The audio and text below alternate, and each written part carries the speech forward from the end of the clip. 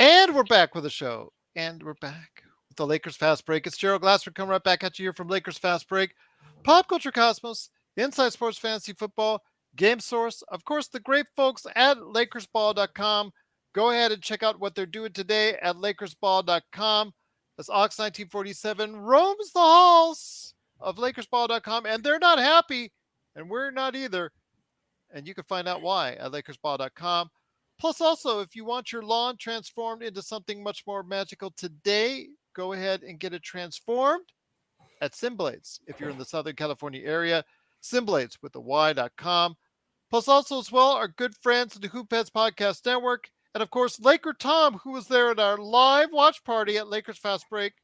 Of course, playback.tv/Lakers Fast Break. Go ahead and check out all the games with us right there for you. Sign up free today at playback.tv/Lakers Fast Break. You can see Laker Tom, Joe, Nick Molina, Sean Grice. We're all there and we're all having a great time normally, but not tonight. But you can go ahead and join us anyways at playback.tv/Lakers Fast Break. Our good friends at the Hoop Heads Podcast Network. And again, please, if you can, like, share, and subscribe. We are at 500 subscribers and we need more. So go ahead, if you can, please subscribe today. Like those videos. Go ahead and share the word that the Lakers Fast Break is out there. If you subscribe, you get the latest notifications on when we go live on the air. So you can go ahead and check us out right there for you at the Lakers Fast Break. Also, as well, we're going to go ahead and tell you that we will be back on Sunday, playback.tv/Lakers Fast Break. So go ahead and join us there. And also catch our good friend Stone Hansen. He is part of just 3 awesome guys that cover the NBA draft like no other. Go ahead and check out what they're doing at the Upside Swings podcast.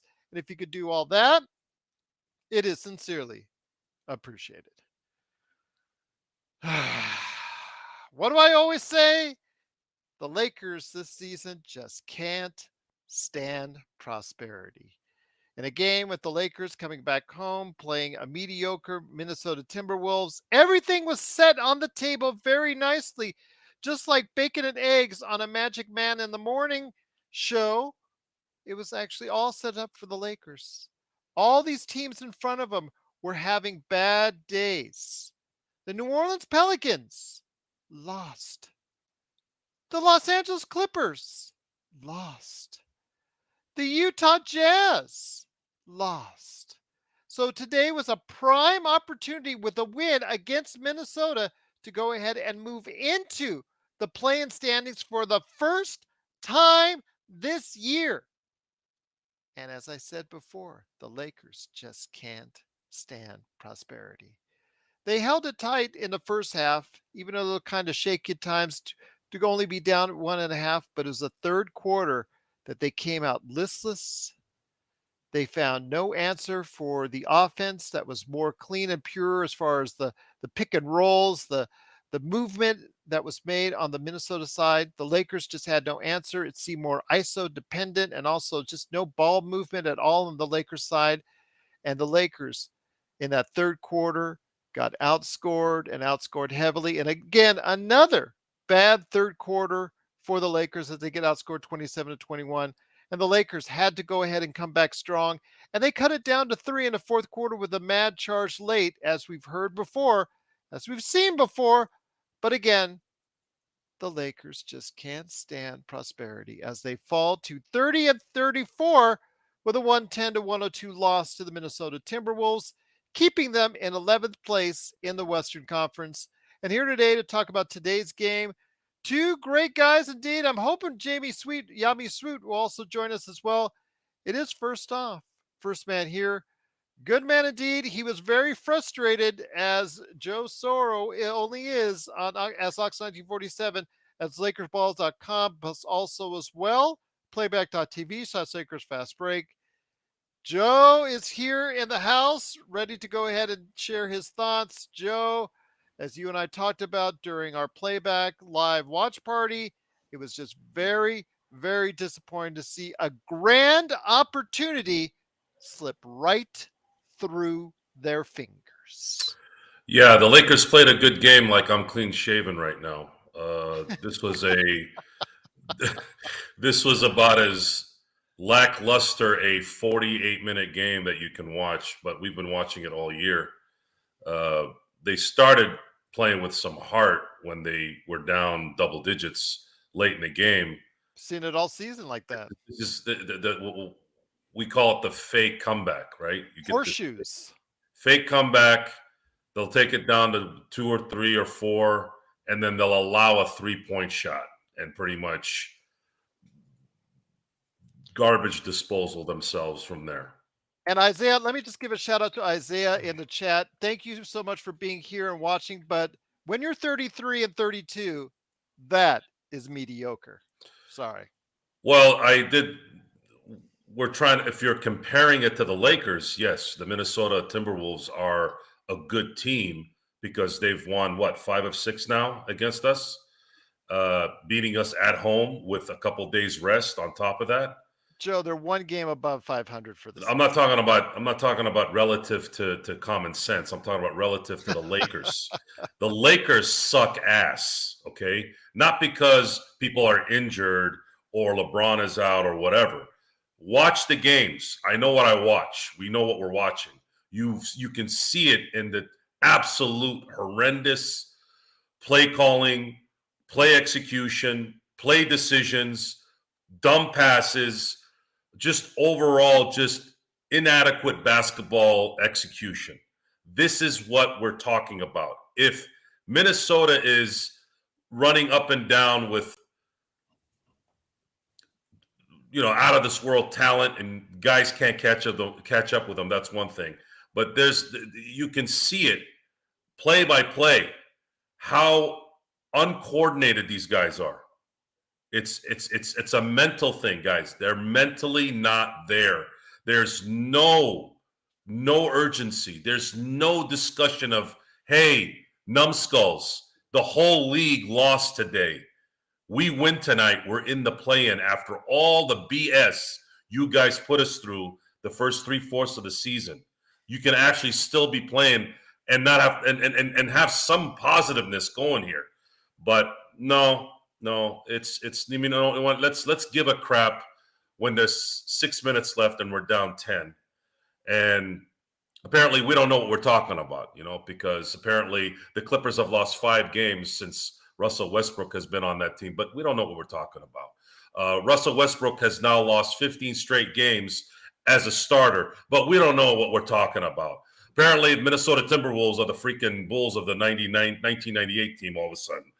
Come on. You guys are killing me over here. We're watching the games. I know what I'm watching.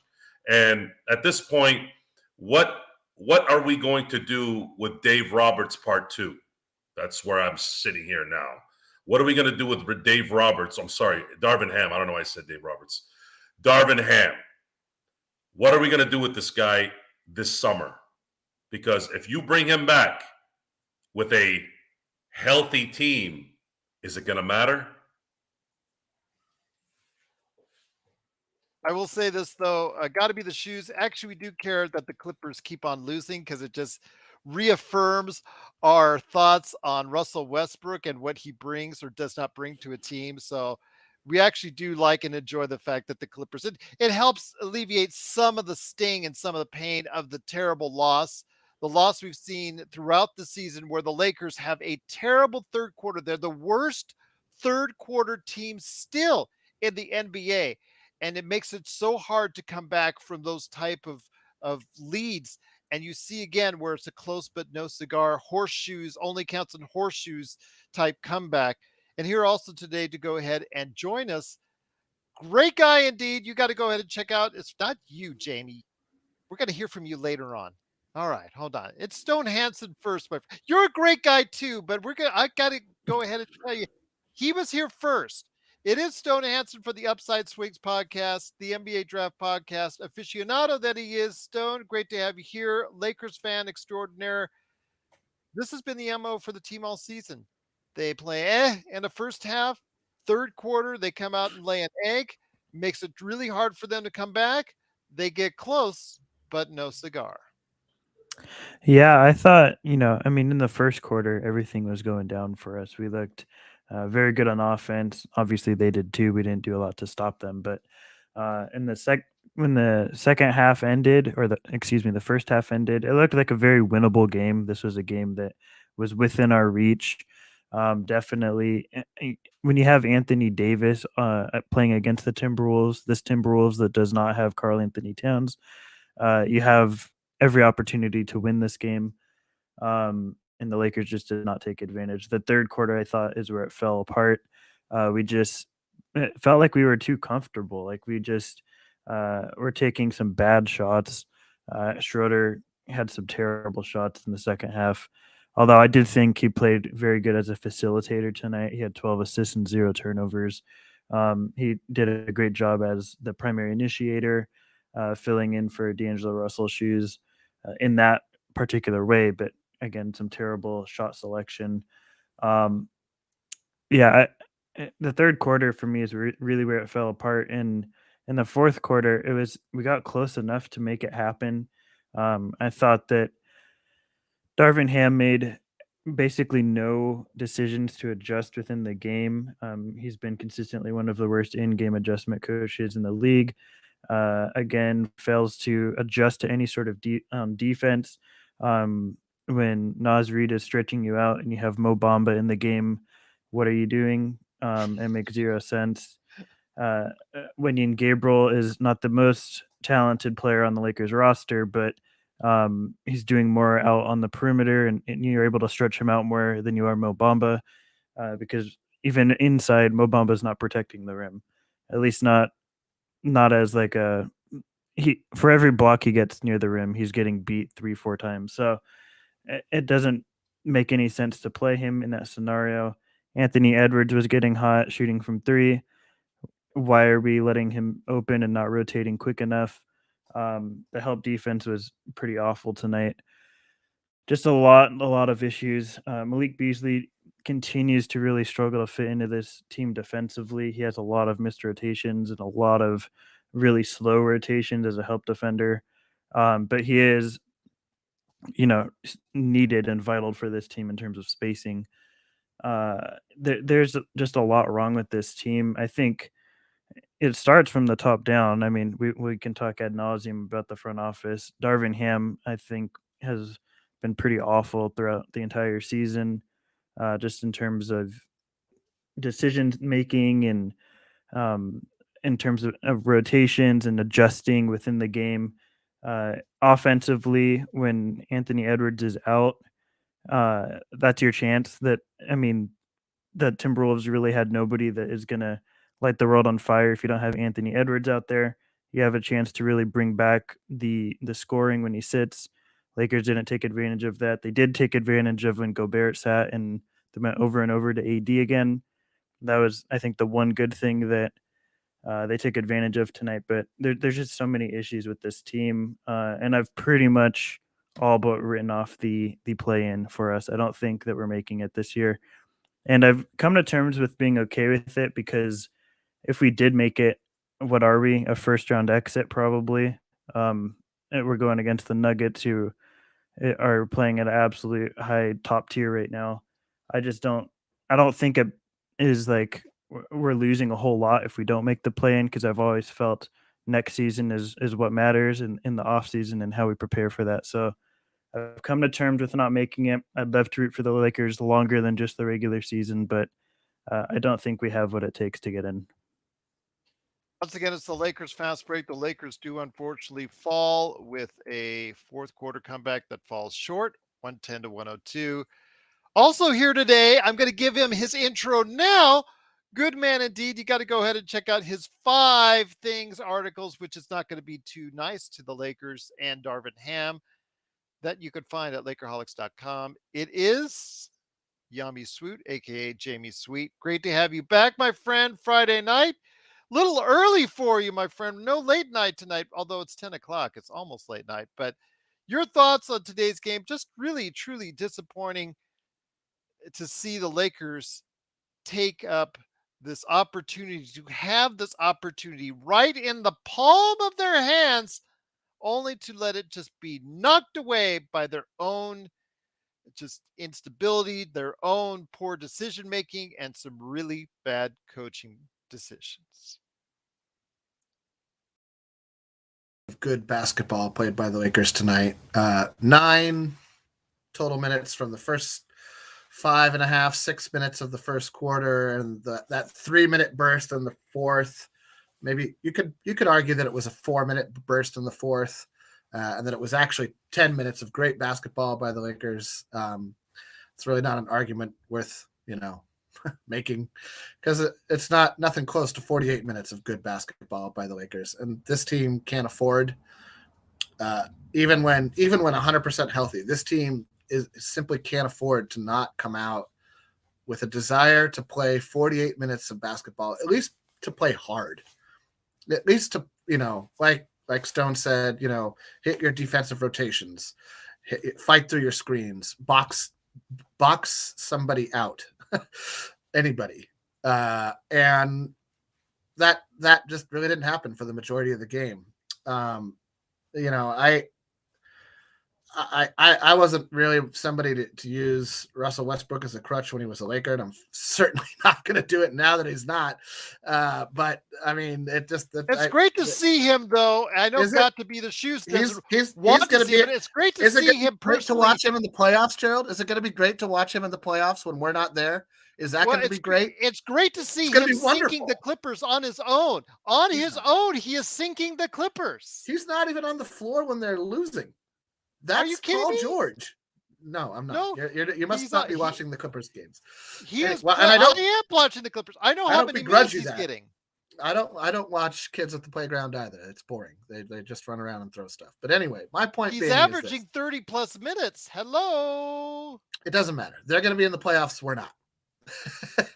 And by any measurable standard, that is how Laker teams are measured. How far you make it to the playoffs. And teams that don't make it to the playoffs that are Laker teams are mercilessly and should be ridiculed, especially teams that have LeBron James and Anthony Davis on them. Anthony Davis is about to have a 500 record making it to the playoffs as a Laker. Think about that. You want to get on somebody for being a poor basketball player? Get on Anthony Davis, who shows up when he decides to show up, when he plays hard, when he thinks it matters, not because it's his job. And this is my problem with Anthony Davis. And I'm frankly just about done with Anthony Davis as a Laker. I've been close to, yeah, that's right. I'll trade Anthony Davis for Russell Westbrook right now. Right now. I know the trading deadline is over and I can't do it by league rules, but if I could do it, I would at least have a guy on the team that shows up and plays with some heart. Is he good? Is he a good fit next to LeBron? No. And evidently, neither are most of the Lakers, because we're not going to make the playoffs. So if the criteria for being a great Laker is you fit next to LeBron, we traded all those guys away. They're gone. They're on other teams now. We don't have them. All the guys we have on this team can't get it done with or without LeBron. That's sad. This game pissed me off.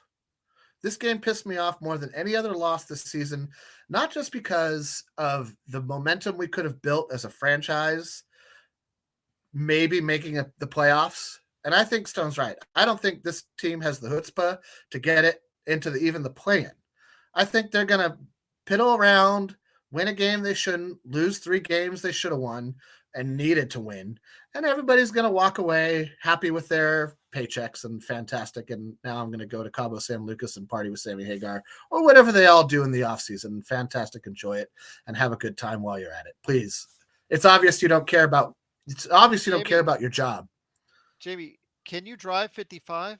I can. I generally drive about 20 miles an hour faster. But Sammy Hagar can't. And I'm often stuck behind Sammy Hagar on the 405. I feel it. I feel it in my bones that just in front of me is Sammy Hagar. And while I'd love to talk to him about his experience in the Van Halen band, I would actually rather he just get all the way on over to the right and let me continue on my merry way. The 405 parking lot to the 101 going nowhere. I can't go to don't go north. Don't go. There's side streets. There's side streets and wonderful architecture. Get off the freeway. Enjoy Los Angeles. You're not going to go much faster on the 101.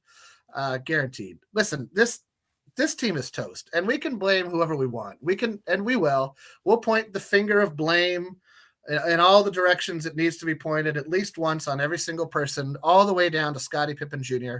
And that's fine. It's fine. This franchise isn't going to get out of mediocre with Anthony Davis on it. It's just not. It's not going to get past mediocre with Anthony Davis on it. He lucked into the bubble title, and we should have called it a win there. And it's not our fault. We're not employed by the Los Angeles Lakers in any way, shape, or form. I'm sure you can tell by the decor behind me that I'm not. I do have a job. It's actually a good job. But point being, this isn't a winning culture. This is not a winning culture that has been constructed or assembled or cobbled together or heaved at a wall after being boiled in water for a certain amount of time. This is a joke. It's a joke to watch on television, and I pity people who pay good money to go to crypto.com or whatever arena they happen to be playing on the road and throw their hard-earned money at this team, because I'm telling you right now, it's not worth it. Don't do it.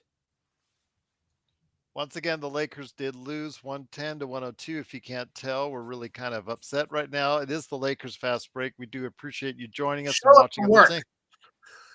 Show up to work. Okay. You have a job. Show up to it. I don't know. Got to be the shoes that's adding me for some reason. I don't know. He just seems fixated on it. I'm going to mute myself so I can yell at the kids across the street who are on my. Sounds good. They're getting dangerously close to my lawn. They're dangerously close to my lawn. I might have to talk to you. All right, Clint. Okay, Clint Eastwood. All right, you and your Gran Torino. Go for it.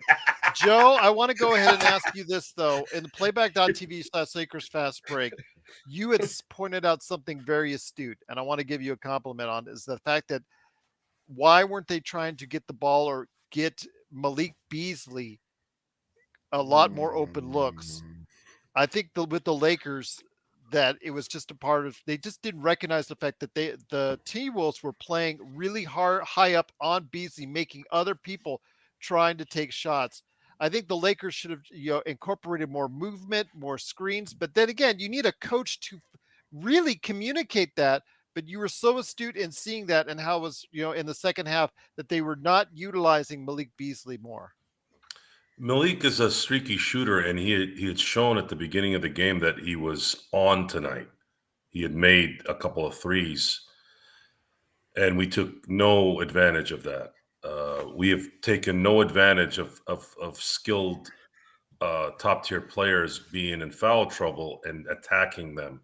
There's no system. There's no identity. There's no adjustments. There's no after the timeout plays that can get you a basket or something of some substance.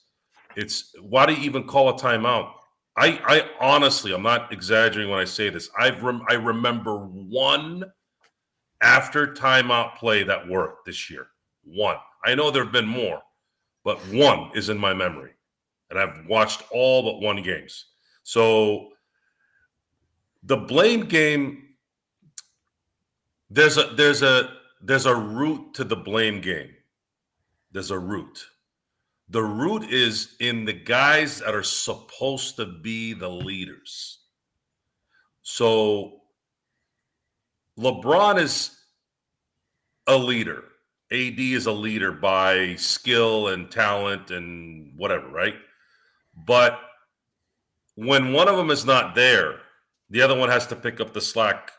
But that's not really AD's thing. He's not a leader like that. He's not a vocal leader. He's a leader by example. So then that's when you have to fall in line with the coach. Can the coach lead? Darvin Ham can't lead. If you can't lead and you don't know how to coach X's and O's, you're useless. you are absolutely useless.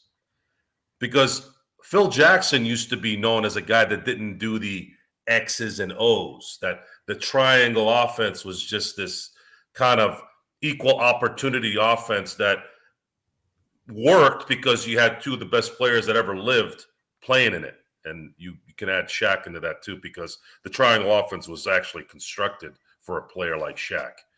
And but Phil had a way of putting in psychology in players and making them better. That's just facts. He made everyone better. And when he didn't, he would come out and say, I failed in connecting with these guys. I'm not expecting Darvin Ham to be Phil Jackson. Phil Jackson had Jordan, Kobe, and Shaq, and Scottie Pippen. So he's already at a disadvantage there. However, he does have LeBron James and AD. I'd like to think he can he can coach a little bit better with guys like that on his team, but he can't. He doesn't know what the hell he's doing. Doesn't know what the hell he's doing. Doesn't know how to coach NBA basketball as a head coach. We've been treading water with him. It's just not working, guys. He's not going to work. He's not going to get better. I was trying to throw in the rookie year and all that stuff with all the injuries, but there's certain things that should be normal, even with guys that are injured, even if you have 40 different starting lineups.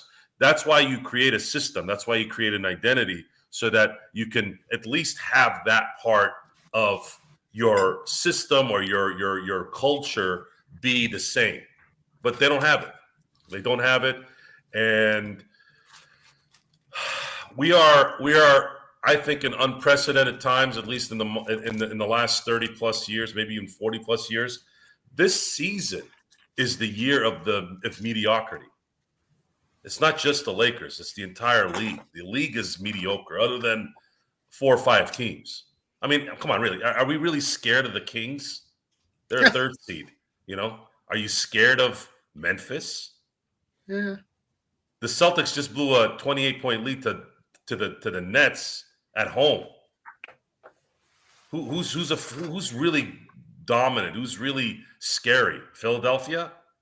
Milwaukee's playing well. I'd say they're probably the best in terms of kind of having that identity and having and still being able to win, even though Giannis has been on a few games. So it's just we're in a time right now, guys, where just basketball, NBA basketball in general, there's a lot of skill, there's a lot of athleticism, but they are dog awful, average, mediocre, pretty much 90% of the way, or I should say 85%, because the other 5% are the 4 teams that are already eliminated from the playoffs unofficially. Once again, it's the Lakers Fast Break. Stone, want to ask you this, my friend. AD, 38 points. After that, Beasley, like I said, Beasley should have been more active in the offense, but he still managed to get 15 points. But I know Minnesota made a great effort to try and isolate him on the defensive end to really try to focus in on him and to make sure that it was tough for him to get off shots. Somebody else on the team should have stepped up. And outside of Lonnie Walker's 10, nobody else approached double figures. How troubling is this to you, my friend, when you see that lack of support for a team that supposedly, after all these trades, is supposed to be much deeper and much better in its rotation? Yeah, I mean, I think if we want to get serious about like any sort of contention talk for next season, which I don't know if we even have the foundation for that, but if we were to, we need more scoring than what we have. Like even if we brought back D'Lo, I don't think D'Lo, AD, Beasley, and LeBron is enough, especially when you talk about LeBron and AD will not play a full season. So you need some sort of backup scoring, and I don't think that D'Lo and Beasley would be enough. Yeah, I mean tonight there's Lonnie Walker. Like I think he should take just once we are fully healthy, or if we ever are. I think just give all of Hachimura's minutes to Lonnie, because I think Lonnie does what Rui does just a little bit better, because I don't think Rui is really helping you in anything at all. He's as much of a liability defensively as Lonnie is. He's just taller, but it doesn't really matter because he doesn't use it at all. Um, yeah, but there's like Austin Reeves has hot nights. We saw it the last couple of games. He'll get hot, but he's still young. There's no consistency within our scoring. Um, there's no scoring consistency. I mean, that's the big thing. Beasley is there. He's probably the closest thing to it. D'Lo when he's healthy, but are those two next to LeBron and AD enough to really go far? I don't really think so. Um, yeah, it's tough. I think there's just a lot of issues more than just scoring, coaching, one individual thing. Like we talk about how Darvin Ham has had a really poor coaching year, and I would agree with that. You also look at the fact that the Lakers are the ones that allowed him to hire his coaching staff. When he has his coaching staff that he picked out and he hired, then you're looking at, okay, who allowed him to make that decision? Probably the general manager. And who gave the general manager a longer term extension? The ownership, right? There's issues that go all the way to the top when you look at it that funnels through. And there's too many issues to point at one thing. But there's a lot of things we're going to have to shore up if we really want to go far in the future. I agree. I mean, just a lot of it's an organizational failure from top to bottom, as I've said throughout the season. This season is not just on one player. It's not just on the coach. It's not just on the various parts of the puzzle. It's the whole puzzle. It's the whole thing. I mean, you could point at, like I said, the finger cannot be pointed at one specific thing. It could be pointed all over the place with the Lakers, and it starts at the very top. Jamie, since you are playing fingers right now, since we're all playing fingers right now, the thing I want to ask you though is when you see this golden opportunity slip away, I know it makes you frustrated as a fan. We obviously heard you earlier ranting similar to what Joe Soro would sound like. So that was very Joe Soro-ish of you. But I want to ask you this though, when it comes to the fact that the Lakers are still only down a game out of the play-in, does it feel like you're being teased? Like you're setting yourself up for just more disappointment? No, because I don't think this team cares enough to make it happen. I just when you see it's okay, and it was so powerful that yes, it was so power went out. meaningful, and it's so meaningful. He's coming back on again. There you go. oh, Absolutely. that was great. What happened there? I don't know. Your You're powerful. like, it's so powerful. Out. Yes. That's the level of my frustration right now. It's bubbling forth into the ether webs. I just don't think this team cares enough. I don't feel teased. I've been pissed since summer. Nothing this entire season has made me feel much better about this since the day they got Westbrook. I was pissed that they didn't. I'll say this. I was pissed that ownership and the general manager, and as Stones said, let's filter on down almost all the way to the ball boy. I was pissed that the team didn't come up to the talent level that they had assembled, and they're still not doing it. They're still cheaping out. You don't bring in 3 superstar players and surround them with veteran minimum contracts and think, this is going somewhere and it's going to be great. And that is the line that we are consistently sold. That's the line that's trotted out. Every chance anybody gets in front of a camera that's not a player, our goal is championships, and we've got these. We wrote it on a whiteboard in the office. It says championships at least 2 or 3 different places in 4 or 5 different rooms, and we all believe it. We all think it's the goal. It should be a goal, and it is a goal. And hey, we've got a goal, and that's great. It's wonderful. It's wonderful that there's a goal, and you're so very, very, very far away from achieving it that it's pissing me off. It's pissing me off that I'm supposed to believe this goal or this line of bull honky that they keep trotting out as if, oh no, championship, fantastic. Well, boy, here I thought you didn't know what you were doing. You've got the right goals. This is going to work out great. It's not going to work out great. When they cheaped out on Caruso, when they believed in the promise of the long arms of THT, but not the actual game, and it's a mistake that I fear they're going to make with Mo Bamba, who really should be the last player off the bench in every single game of every single season for the rest of the year. I mean, half these guys aren't going to be here next season. They're not going to pick up Beasley's $15 million option. You're not going to play Beasley $15 million when guys like Reggie Bullock don't even make $6 million. I think they have to, though, right? Because I don't know. Otherwise, do you mean strategically or economically? Yeah. Strategically, they should. Economically, they won't. Because if you think about it, well, if we let him and D'Lo walk, there's not really other. I think they keep D'Lo. I think they pony up for D'Lo. I think you have to keep these salary slots, though, or else you end up in the same situation we were in 2 years ago, where we're stuck at these base minimum salaries that you cannot trade. If you bring back Beasley, you at least have a salary slot that now you can fill by trading back or adding other pieces or picks or whatever the case may be. But if you trade him or if you let him walk and no pick up that team option, it gives you more flexibility. Yeah, it gives you more. I'm not arguing any of those points. I just don't think they're going to do it. I'm a little worried that they're not going to do it. I don't think they're going to pick up Mo Bamba's $10 million option. I think they'll waive him after the season. Well, I don't think he should be in the league. No, I agree. Everybody, Laker Tom wrote 400 million posts about how wonderful Mo Bamba was going to change the Lakers, and I just can't even read him. I'm just like, I don't. The guy, you're 7 foot. You have the ability to reach your arm up 7 feet 10 inches, and you have no post game. What?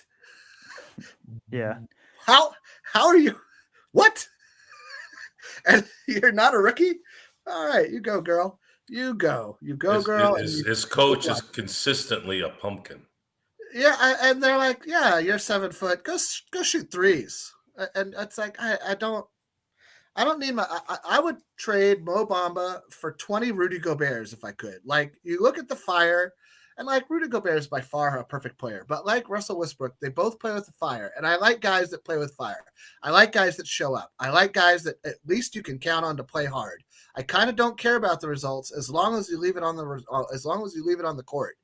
But if you show up and you kind of jog around and you don't do much, and then you're like, oh, but he shoots threes. I don't get it. I don't understand. And that's where I think Joe's right. I mean, this is accepting mediocrity and trying to repackage it as something tasty and delicious. And I don't want to eat it. I'm not going to eat it. I'm not going to fall for it. I don't fall for it, and I won't fall for it. So I can't see this team coming out of this tailspin while LeBron is still on it, because I don't think they understand what they're doing on a basic philosophical and fundamental level. I think that they have bought into their own line of bull honky that they trot out every couple of months, that the goal is a championship, and that's it. That's it. Our job is done. We've done it, everyone. We can all go home from work and pat yourself on the back and enjoy the s'mores by the fire pit in the backyard with the family, because they're going to be delicious. They're delicious s'mores, and we should all have one. I fear that we're going to make 2 or 3 really catastrophically bad decisions this summer. I think you're right, Stone, in that they economically, in terms of like the strategy of how the salary cap in the NBA works, ought to pick up Malik Beasley, or at least like draft day trade him for figure something out to like move him that doesn't hard cap the team. I don't know how. I just don't believe that they can do it. Like, I think that there's a reason a lot of these guys were acquired for the price that they were acquired for. I think that even if we keep them all except for Mo Bamba, we're not going to be much better, even with the whole summer of. So you would keep Rui too? I would at least explore the price point for Rui. I believe he's an unrestricted free agent, or restricted. I think he's restricted. I think it's restricted. Restricted, correct. Yeah. So if somebody drops $10 million on Rui, I let him walk. I don't think he's a $10 million player. I'd pay him. I would pay Caruso more than I'd pay Rui without even thinking twice. I like Rui's mid range game, but again, he's like, I agree that with Stone, when I think Lonnie Walker does all the things Hachimura does, but he does them a little bit better, and he's got a better 3-point shot. Um, you wish both were better at defense, right? You wish both would like live up to their Walker gets physical beat up. His size, though, he's just so small. Yeah, but especially Rui for gets an off but guard. Rui gets blown by, right? So what do you want to Yeah. see? Do you want to see somebody back you in and score over you, or do you want to see somebody just blow by you and you look back and wonder why you're still on the 3-point line? Neither is a good defender. That's a wash in my There's a opinion. reason we're starting Troy Brown, who's not an NBA starter. No, but I would keep Troy on the team because I like him off the bench. I like his defense and I like his intensity. I like, you need guys like Troy Brown who slot into that kind of role where Solid passer too. he makes the game of basketball. He and Reeves make the second unit good. And if they were both consistently on the second unit all season long, and we had a higher quality starting five all season long, then you would see, I think, a better record. But because so many, and this was the same thing that happened last season, you saw guys who had no business starting on an NBA team, Wendy and Gabriel, Stanley Johnson, thrust into a starting role because of whatever. And you shouldn't be surprised when the losses start piling up in those moments. And that wasn't Frank Vogel's fault. In a lot of ways, it's not Darvin Ham's fault. I think that firing Vogel was a knee-jerk bad reaction and something that was done for optics and PR as much as anything else. And it's just another in a long line of like, you're worried more about how it looks than how it works. Choices that this front office makes. It's like it's like the Kardashians of GMing and running a team. It's like, oh, well, we certainly must look good, and well, who cares what the content is? We look great. Like we're fabulous looking, all of us. You, me, her, him, all of us. We look great. Gerald, you look great. Stone, you look great. Joe, thanks for showing up.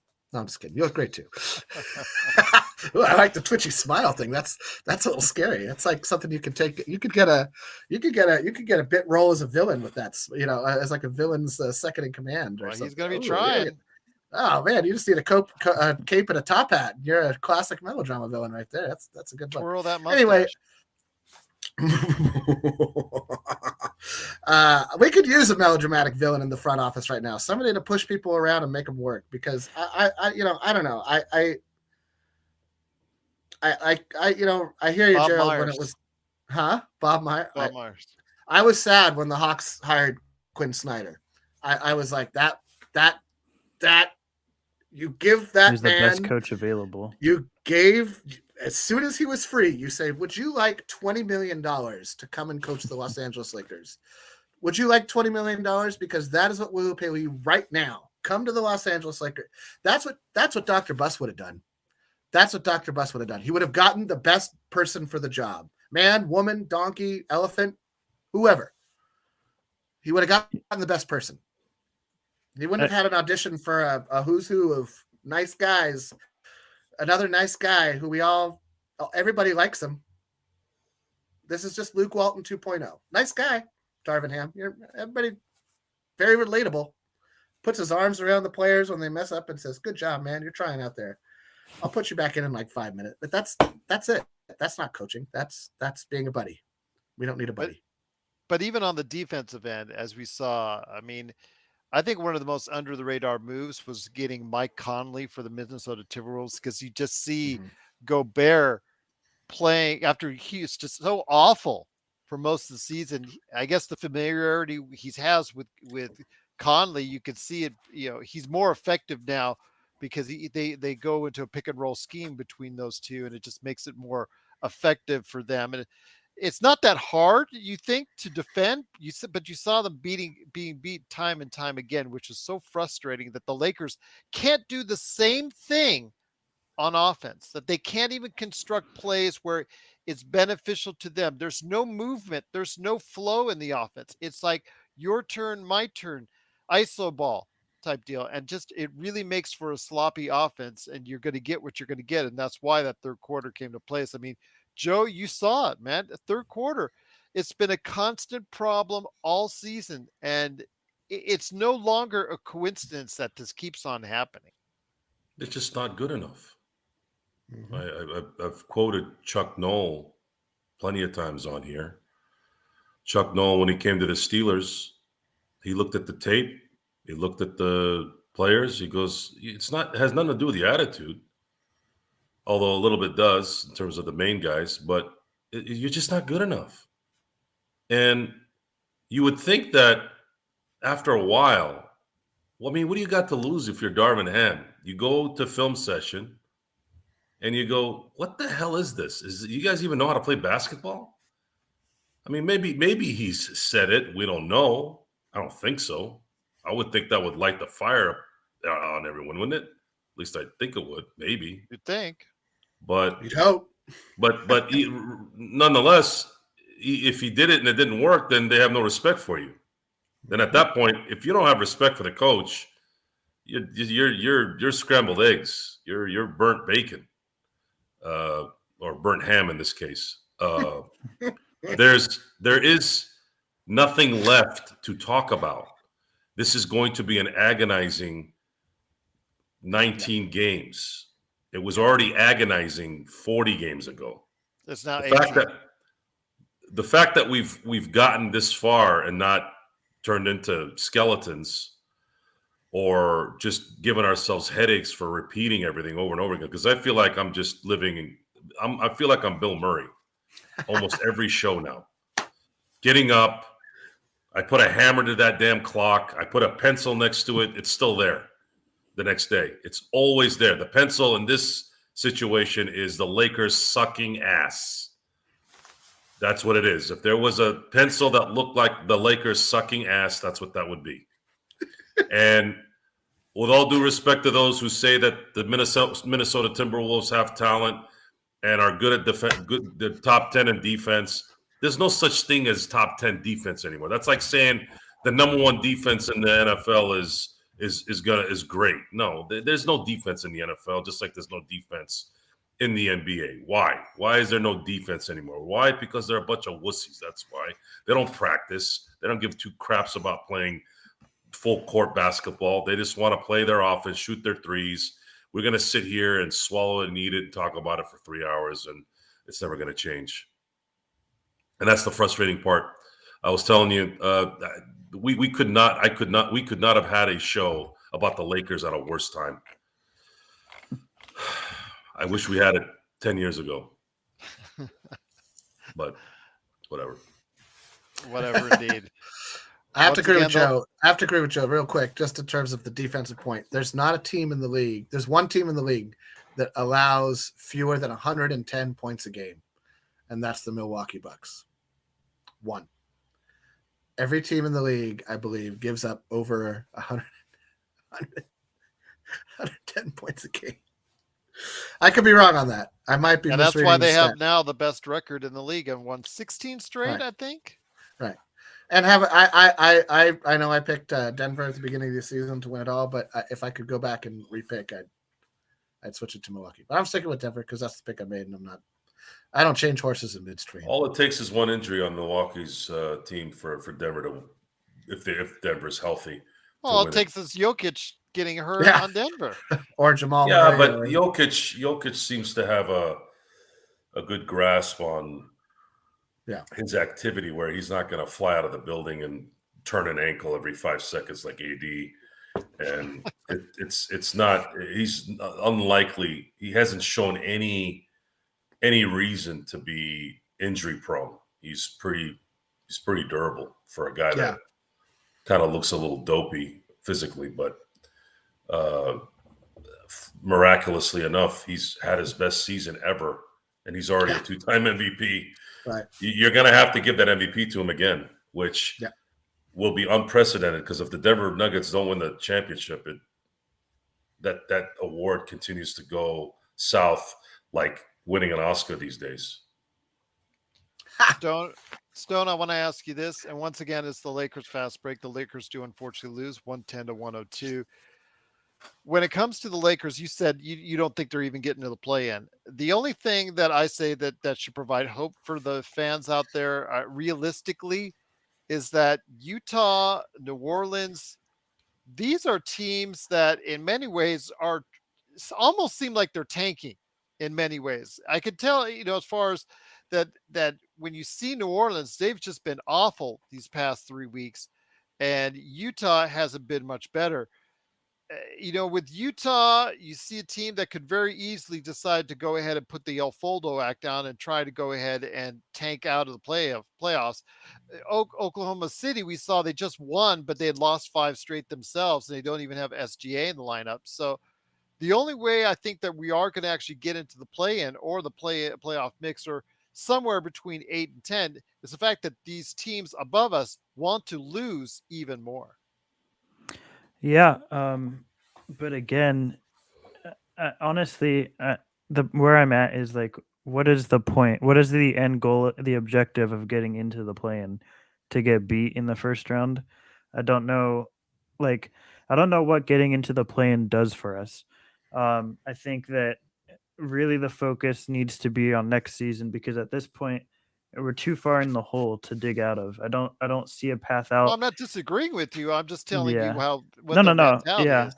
And we should all root for the Pelicans to keep losing so that the pick swap isn't as egregious as it looked in the beginning. But I think that when you think about it, the one thing I know, I talked, there's a lot of factors that you could point to, but the one at the core issue, I think, is the problem of the front office, whether it's ownership or the GM, however you want to look at it, is their lateness to recognizing what the correct path is, what the correct move is. Whether that's in when was it, 2020 or 2021, I believe, when they signed all the minimum league salary guys that are way past their primes, thinking that they could help them, and they're too late to come onto the train and realize that they can't. And then they bring in Russell Westbrook, who, if you watched, since he got traded to Houston, was not the same player, and every year since then has declined more and more. And it was very clear that the year they brought him in, the year before at the Wizards, he's not helping a team win. They're too late to recognize what the correct move is. Same thing with Darvin Ham. It became evident 25 games in that Darvin Ham is not an NBA head coach, and they've waited too late for that. And I'm afraid that they're going to wait too late to realize that it's time to trade LeBron and Anthony Davis. They're not going to do it probably this summer, even though I think they should have last year. But they're too late to figure out what the correct move is, and that's what I think the core of everything is, with this franchise is they're too late at everything. Um, I think that, like, if you're the Lakers, I don't foresee it happening, but why wouldn't you look to the Pelicans and be like, hey, do you want LeBron or Anthony Davis to give us our picks back, and someone like Dyson Daniels, so that there's only two ways in the NBA to make it. Either you tank or you go for a championship. I don't believe we have the necessary routes to go for a championship, to build around the two that we have with the amount of injuries that they have. I think it's time that we look at a rebuild, but we can't do that without our picks. The Pelicans have our picks. They clearly want to compete. They've made win now type moves. Look at maybe, sending our guys they have a lot of young guys. They have our picks. They have their picks. There's moves to be made, I think, to start this rebuild, but the Lakers are just not going to do it. They're not going to look at that. They would rather keep going for this championship. They would rather keep pushing towards something that's not going to happen, because they're too late to realize that it's not going to work out. We don't have a path forward. We don't have the necessary cap space, the assets to build a team around the two players that are constantly hurt. And they're just too late about this. They have to be honest with themselves, and they're not. And I think that that's the biggest issue here.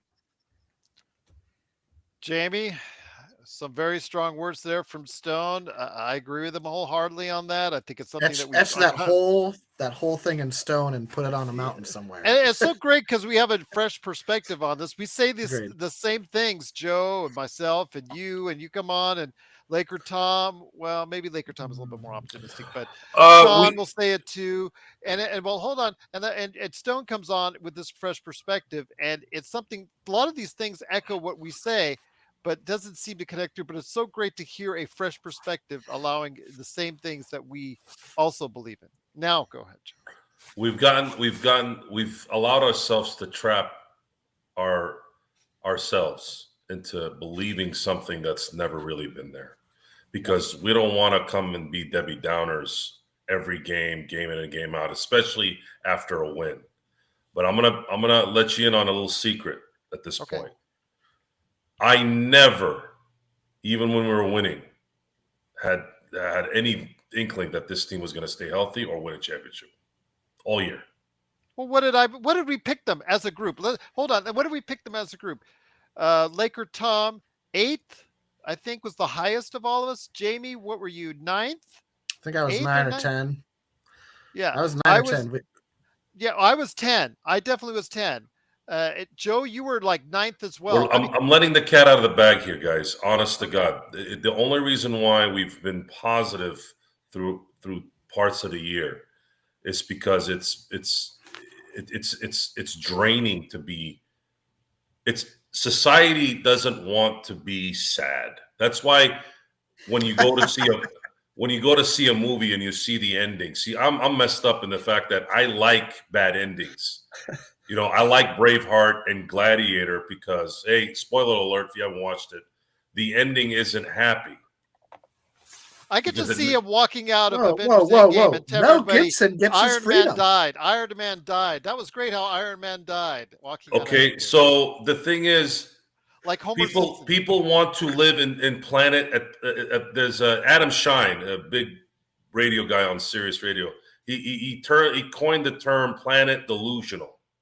People want to live on planet delusional. That's why you have all these Instagram, I was going to say the S word, influencers, whatever the hell they influence. I don't know what the freak they influence other than stupidity, at least from me. We're influencers. I'm not an influencer. I'm not here to influence are to our anyone. fan I am base. not here. I am commentating. I am giving you a report of what I'm watching. And whether Well, you Well, like it or say not, that. I am not here to influence anyone. If you're influenced, God bless you. But I'm not here to influence. The bottom line is, it's March 3rd, 2023. We've hung on long enough, guys. We've hung on long enough. The Lakers suck ass. And they're going to continue to suck ass the rest of the year, whether they make the play-in, whether they don't, it doesn't matter. They're finished.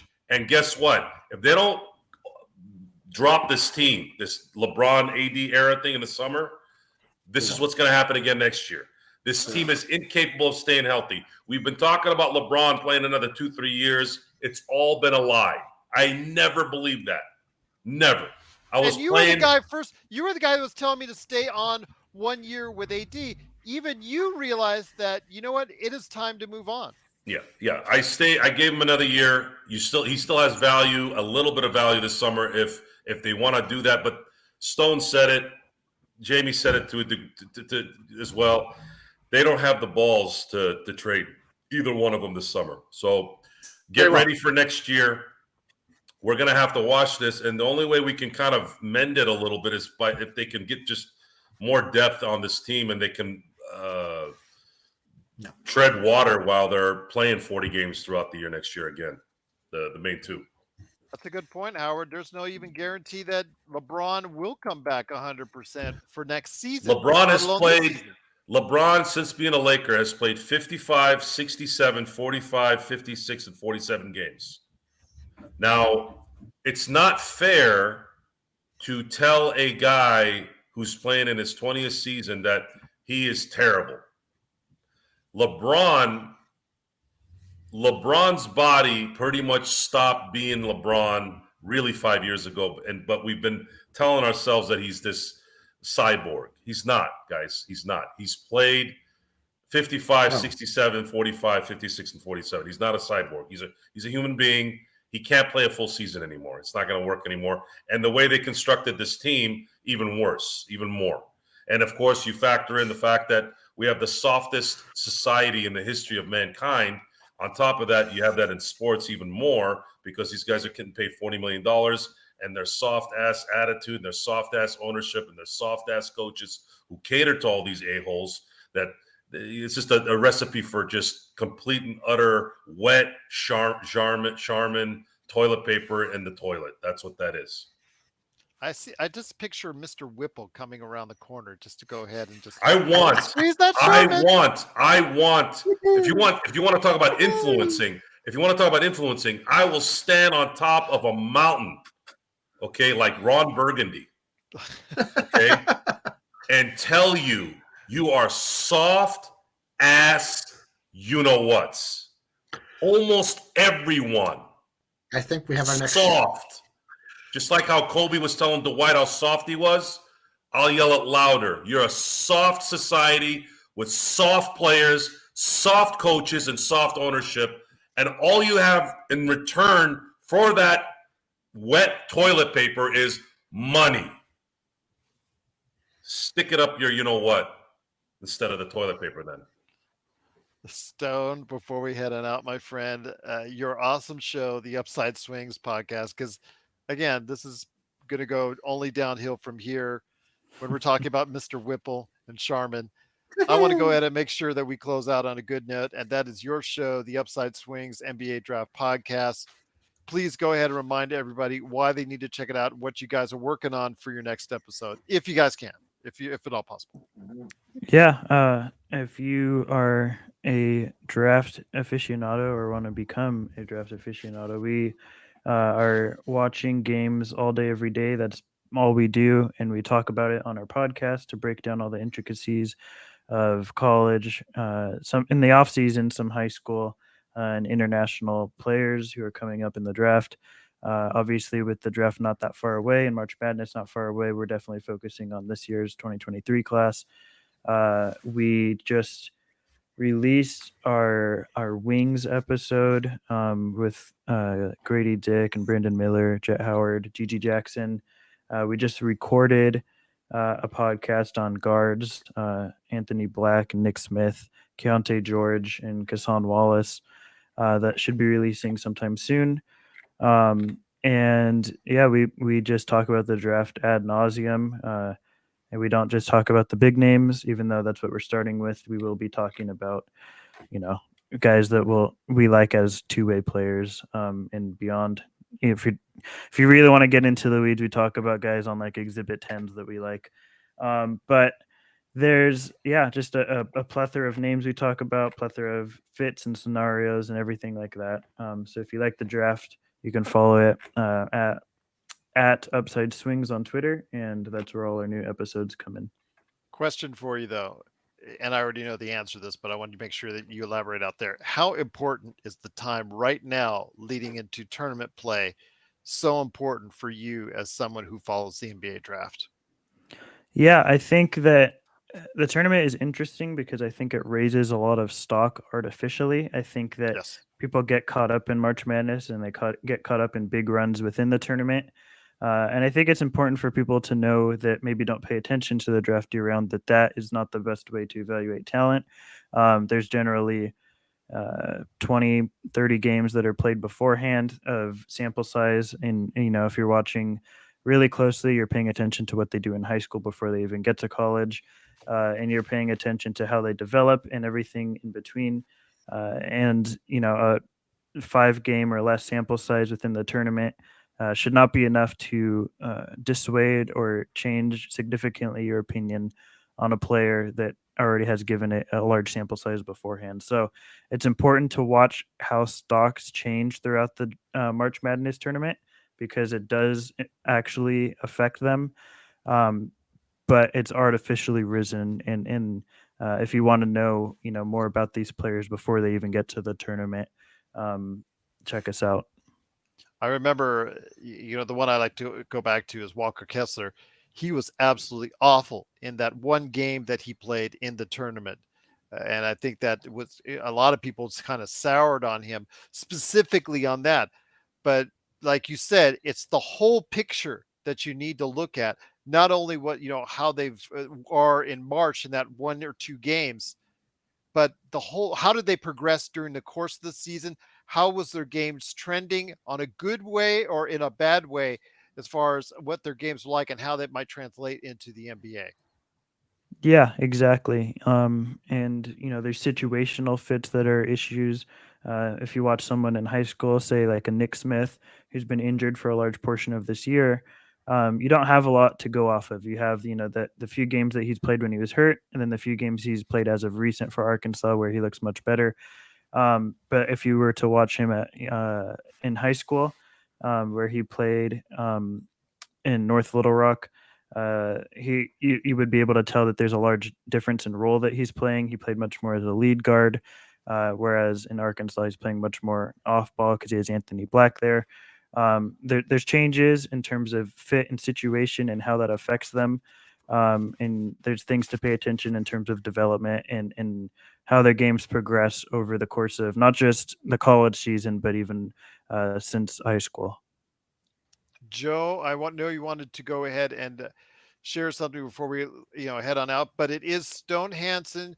Go ahead and check out what he's doing today at the Upside Swings NBA Draft Podcast. The guys there are fantastic, and they cover the NBA draft extensively. And I don't think Raphael's and Stone's shows are the best resources to go to for the NBA drafts. So check out what Stone is doing today at the Upside Swings NBA Draft Podcast. But Joe, I know you wanted to go ahead and touch on something Zangerstein had made a comment on the Magic Man in the Morning show that was on earlier today. And no, it's not on Is Breakfast Better for Dinner? So yes, It's not. Not that, but no, it's on AAU basketball. So she I had. don't know how you don't drink coffee, Joe. Well, I don't drink coffee either. I don't like the What? taste. I don't drink coffee either. What? I don't like the taste. Not do I. Yeah, I agree. Plus, you can't have teeth like mine. Drinking coffee. I'm back. My teeth are white, and I'm 45 years old. They're all my teeth too, by the way. So just saying. So I don't smoke other than a celebratory cigar. I don't smoke cigarettes. I don't smoke crack. I don't do meth. I don't sniff coke. I might start if the Lakers keep that going escalated quickly, by the way, from cigarettes. Well, hey, man. You and I both hey, guys. Hey, the easiest way to know someone's personality without hearing them talk or move is their teeth. Oh, man. But saying. getting back to Image is Zangerstein's everything. question. Did you want to bring it up and hit up the question on that? Okay, I gotta give Z some props here because I think she's onto something. Okay. Are you sure you don't want to ask Jamie for something? I feel like he's been silent for the last 10 minutes, and No, He was already up on the mountain screen. No, I'm okay. good. So get some I'm coffee. gonna read. Don't mind I'm gonna that. read what Zangerstein said so that she gets full credit for this. I'll let you close it out, Jamie. Don't worry. Okay, she goes. I'm worried. The new reports and the medical findings are apparently AAU basketball, are that AAU basketball is affecting the youth's health. How? Kids are playing 100 games a year, more than the NBA, and sometimes 4 straight games a week, right? This is something we did talk about before, where specialization, I guess, is causing an issue because there's certain muscles that are not being used now like they used to be. So you used to hear a lot about how the stars would be football stars, they'd be baseball stars, they'd be track stars. Now with baseball and basketball, they're basically, baseball players are basically doing travel ball way before they're even hitting high school, right? They're going all over the country. So they're playing baseball. Basketball, AAU's been around for a long time, but it wasn't as, I guess, rigorous as it is now. I never heard until today that they were playing 100 games a year. I didn't know it was that extensive. So she said the body is not it's not like the tendons in foot. The way you play football, the way you run track, the way you condition yourself in those sports. And if you watch The Last Dance, you'll understand it even more, because when they talk about when Michael Jordan came back from baseball, his stamina and his body wasn't doing what it needed to do. That's why he ended up bowing out against Orlando in 6 when he came back. So that off season, his trainer mentioned, we got to get you into basketball shape because right now you're in baseball shape. So these kids are not really, they're not diverse in their ability anymore with their muscles and their tendons. They're just focused on one thing, and it's that pounding all year, every year on that hard floor. And they're not, it's becoming a problem now where you have a lot of these guys, just like the kid from Oklahoma City that's out for the year. Totally won. Jonathan Isaac? No, the second pick. Oh, Chet Holmgren. Chet Holmgren. Yeah. Chet Holmgren. Zion Williamson.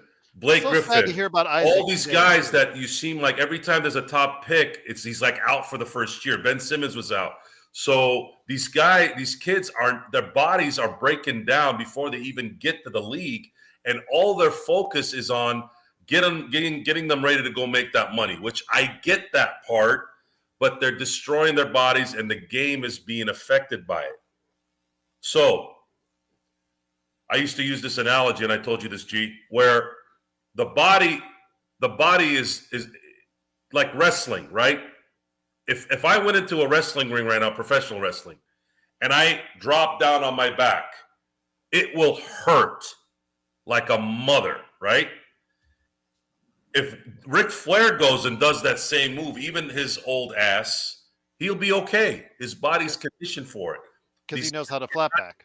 These kids are not conditioned to play basketball 82 games a year because you've already worn them out. You've worn their tendons. You've worn their muscles.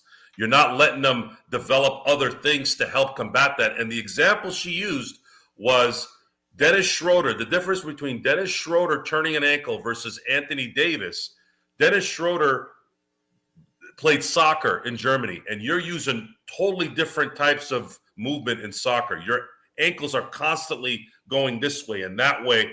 They do that in basketball to a degree, but it's a little bit more pliable because you're on grass.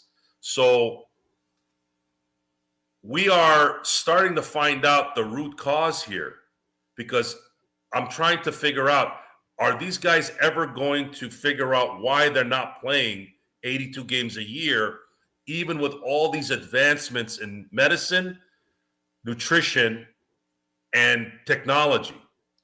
Because that's supposed to bridge that. This is not supposed to be like it's not supposed to be like this. But do they care? I don't know. That's the problem. Is I don't think they give a crap. You coach kids, Stone. So, I mean, do you agree or disagree with what Joe was saying? I do. I don't coach AAU, but I'm around players that do play in AAU separately, which is sort of can be an issue at times too, because I'm coaching someone for at a private school, and then they play for two different club teams. So they have games 6 days a week, and then they play for me, and they're tired sometimes, and it's a lot of games to put on a kid over the course of multiple years. Um, I I don't know enough about a developing kid's body to really understand all the nuance that goes into it, but I will say that I think there's a lot to be said about these AAU kids that are playing tournament circuits, over the course of however many years. They'll play a game, go out and have pizza or Burger King, and then come back and play another game in the afternoon. Like they're just playing multiple games in a day sometimes. It's not all just over the course of 1 week. And there's a lot of issues I think involved now in AAU in terms of the development of players and their future in the NBA.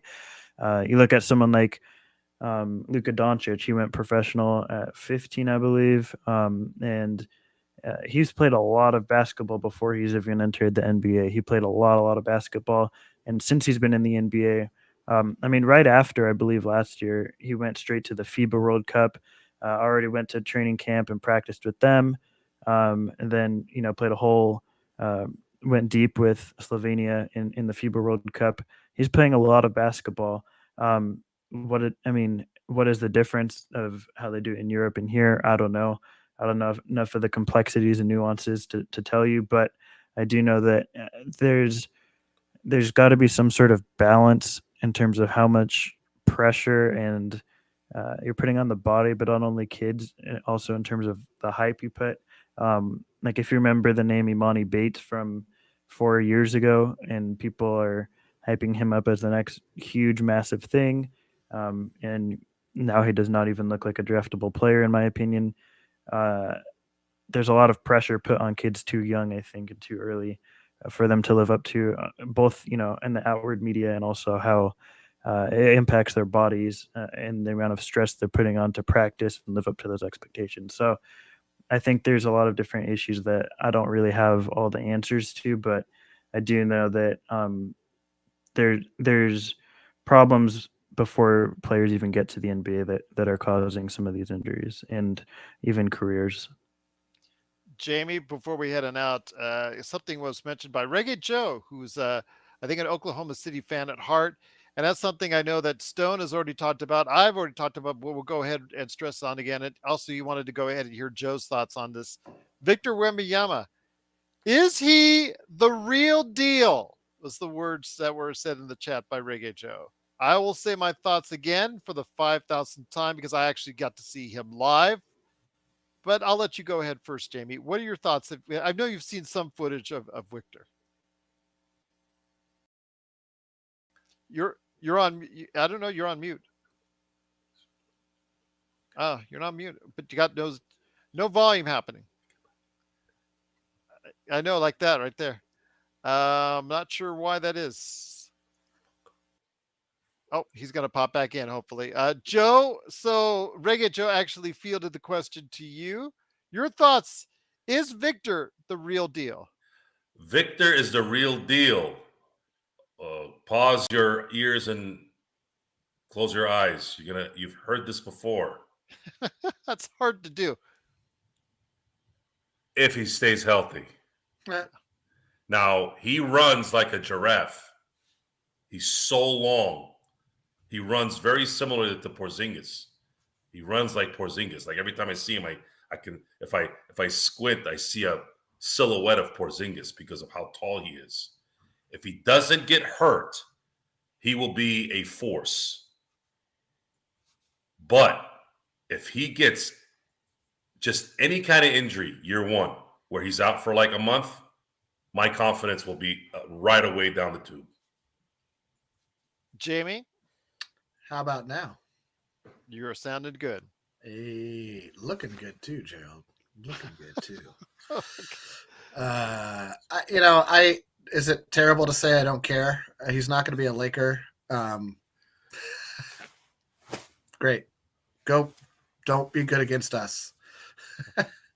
I think that he's got, like so many guys coming out of the EuroLeague, I think he's got a more complete package of NBA ready skills and has a better concept of the intensity and the level of competition required to make it through an 82 game NBA season slog.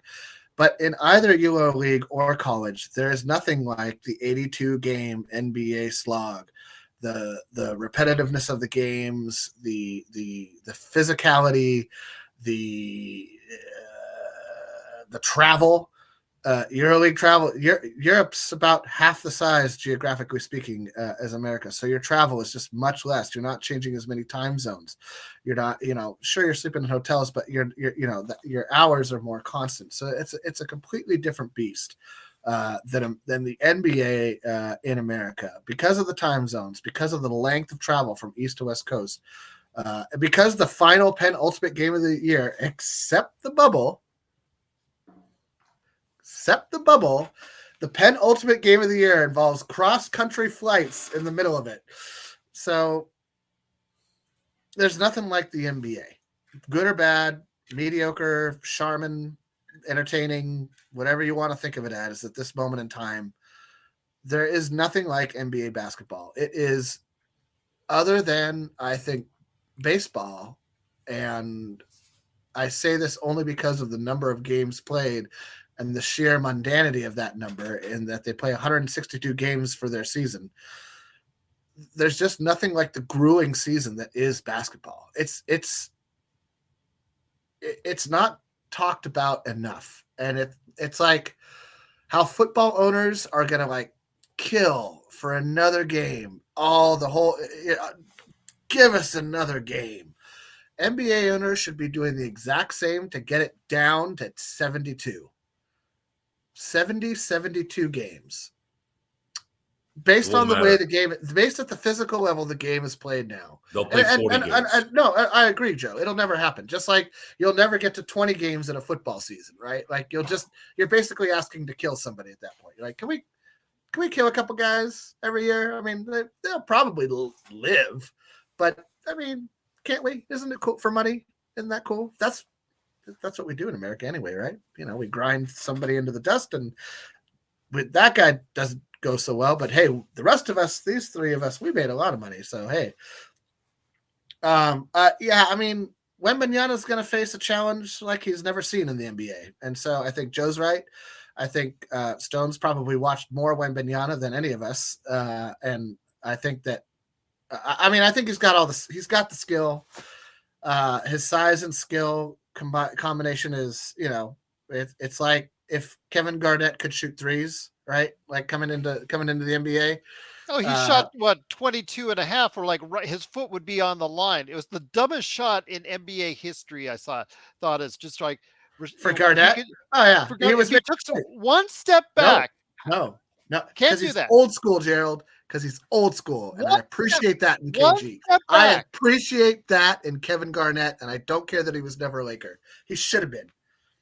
I got two questions. Two questions to send it out, and I want short answers because we've already been doing this for almost an hour and a half. Okay. Question number one, yes or no? Should LeBron and AD just get surgery right now? Yes. Yes. Gentlemen? It doesn't matter. I mean, it's dependent upon if this is hypothetical or realism, because if you're saying like we have to build for next season, does it not make sense? If they need surgery, then I suppose but I think ultimately it'd be best not to, and just trade him this summer. It's not going to happen, but I mean that idealistically, trading is the best option. They're not going to get traded. Maybe AD next summer, probably not. And that's only in a sign and trade that'll hard cap us, because the Lakers are where superstars go to die. I've said it before and I'll say it again. They will do. LeBron, if he wants to, will retire Laker no matter what. It has nothing to do with more, no less or more to do with the whatever points he ends up having that Laker jersey on it and next to it in the record books. They will pay him a whole bunch of money to make sure that happens and accommodate however many games he chooses to play and every other whim. Question number two then becomes, shouldn't they then just trade, if you're building around LeBron and you know that LeBron's only going to play between 45 and 55 games a season, his average is about 48 if I got all your numbers right there, Joe, that you rattled off in terms of his games played since being a Laker. 5 years, I think it's right around 48, 49 is his average. As a Laker. Might be a little, my math in my head is not great. I've never been a math guy. Don't you owe it to LeBron to trade AD for somebody who at least can carry the team? And AD has proven that he cannot, right? There's no one they'll get in return that's equal, even close to equal. Not if they're playing more games. If they're playing more games. That's my argument. If you have D'Angelo Russell, and let's just say you keep Malik Beasley, and let's just say you keep Rui even, so that you have like some decent punch off the bench, and you keep Lonnie Walker, and you keep everybody but Mo Bamba. I'm tired of guys with long arms. I don't want to hear another person say, "Oh, but he's got long arms." Like, I could care less. If you do nothing with them, it's like having a trunk coming out your butt. Like, it doesn't do anybody any good. That trunk just wags around behind you as you run. Stop telling me about long arms. I never want to hear it again, ever. But he has long arms. That's it. I like your hair. Point being is that you can't this is unsustainable going forward. You have, if you're buying into LeBron, as I'm talking, not as fans, we've given up, right? We're way past buying into this any longer. If you're gonna buy into LeBron at the ownership level, do you not at least have to entertain? No, that's not true, Reggae Joe. Boy is not. Boy is no. Bull. Whatever his name is. Bull. No, it's come on. Bull. I know. I'm I'm calling just him saying. Boy forever now. I think it's a better name anyway. Bull sounds like you're Smoking a bowl. 5 minutes, Joe. Give me 5 minutes. It's a dead topic because you have a player It can't be who's though. who's played enough. They're just collecting checks now, and AD is collecting checks, even though he's still somewhat supposedly. He's not even 30. Yeah, he's not even 30, but he's checked out. There's got Cam Newton checked out. Cam Newton should still be playing in the NFL, right? It would be his 13th season, and you have players, quarterbacks that played very well in their 13th, 14th, 15th seasons. Plenty of them, right? Not quarterbacks that rely on speed, though. His game. Well, that's the point. The point is you got to adapt. If you're not willing to adapt, if you're not focused on it, you're going to suffer. Well, AD right now doesn't really. I don't know if AD enjoys playing basketball. I agree. I just don't see the enjoyment. LeBron he's squeezed everything out, and we made him immortal here the last few years when he hasn't really been immortal. He's been injured. He put a banner in the rafters. He's going to have his jerseys retired up there. Same with AD. No. That's it, guys. It's over. It's time to go on. It's always better to start a little earlier than too late. Problem is, we all know this ain't going to get done early. And that does Rob get fired this year? No, he just gave him an extension. No, he just got an extension. No, what? They're gonna wait it out. He should be fired. Should they? Yes. Who are they going to hire? Bob Myers? No. Bob Myers.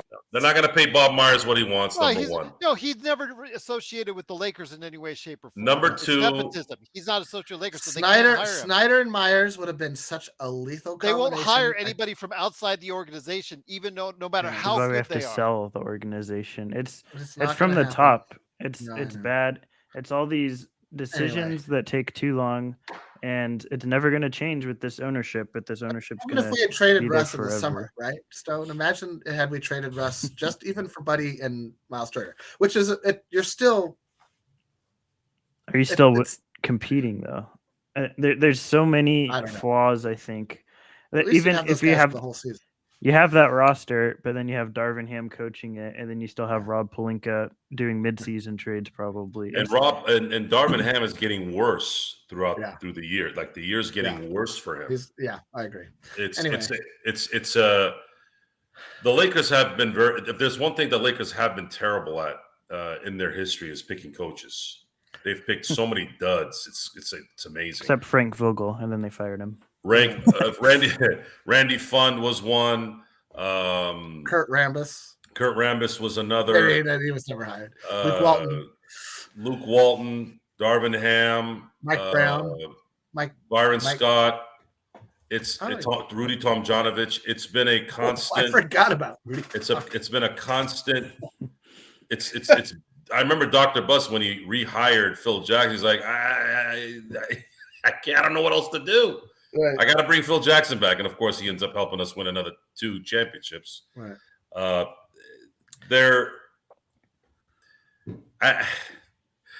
I'm tired of repeating myself, but how's that pencil looking? How's that pencil next to the arm looking, Joe? I'm gonna try. Yeah, I know. I'm gonna try to analyze what I'm watching here and give some fresh stuff because that's one thing that's good about games is every game is its own entity. Every game is its own analyzation.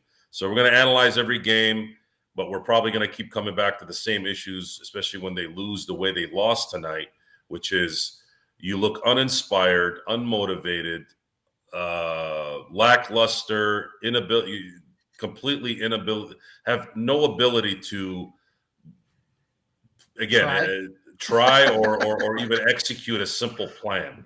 Just execute a simple plan. Did you see one good pick and roll tonight? In the first quarter, yes.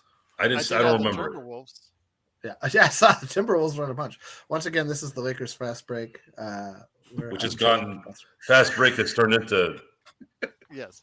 Hey, Stone, one quick question for Reggae. Stone, Jed Howard, I think you talked about him on the Wednesday show, if I'm not mistaken. I think you really had some good thoughts on him. I don't remember if I talked about him. My thoughts are probably not as good as most people. Though I'm not as into Jet Howard as a lot of people. We just dropped our episode on him. If you really want to know the details on him, we have timestamps in the podcast, so we know most people aren't going to listen to 3.5 hours at one time. So if you want to listen to Jet Howard, we talk about him at the 55-minute mark at our last episode for about 40 minutes, and you can hear all my detailed thoughts. But in short, I have concerns in terms of the overall offense that he provides in space creation as an offensive player, and defensively, I think he's a step slow rotationally. So I have real concerns as to what he definitively does outside of elite shooting in the NBA. But if you want to hear that more detailed nuance, you can go check that out at Upside Swings. That's right. The Upside Swings NBA Draft Podcast. Get it right now. Download it after you watch this or listen to this. Please go ahead and support them. The three awesome guys there. Stone Show. Please go ahead and help them out. Upside Swings NBA Draft Podcast. Once again, the Lakers did lose 110 to 102 on Sunday. Playback.tv/Lakers Fast Break. 12:30 p.m. is the start time. It's an ABC game. Nationally televised. You know what that usually means for the Lakers this season. Oh, it's against the Golden State. Will Curry be in the lineup? We'll find out. Will they be more inspired? We'll find out. Will they play lousy again in the second half? We'll find out. And of course, we'll talk about it on the best Lakers podcast that's out there and the best Lakers chat room that's out there right here at the Lakers Fast Break Podcast.